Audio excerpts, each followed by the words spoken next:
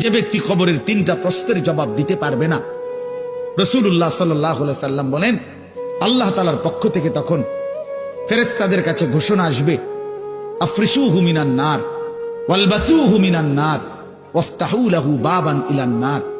আমার এই নাফরমান বান্দার কবরে জাহান্নামের বিছানা বিছিয়ে দাও, জাহান্নামের পোশাক পরিয়ে দাও, আর জাহান্নাম বরাবর তার জন্য কবর থেকে দরজা খুলে দাও। ফেরেশতারা যখন এই কার্যক্রমটা শেষ করবে, প্রথম জাহান্নামের বিছানা বিছায় দিছে, পোশাক পরায় দিছে, জাহান্নাম বরাবর দরজা খুলে দিছে। আল্লাহর নবী সাল্লাল্লাহু আলাইহি ওয়াসাল্লাম বলেন একজন ফেরেশতা এসে তখন ফায়ুদরাবু লাহু বিমিতরাকাতিন মিন হাদিদিন, নবীজি সাল্লাল্লাহু আলাইহি সাল্লাম বলেন তখন একটা লোহার হাতুড়ি, লোহার গুর্জ, লোহার হাতুড়ি দিয়ে একজন ফেরেশতা তাকে একটা আঘাত করবে।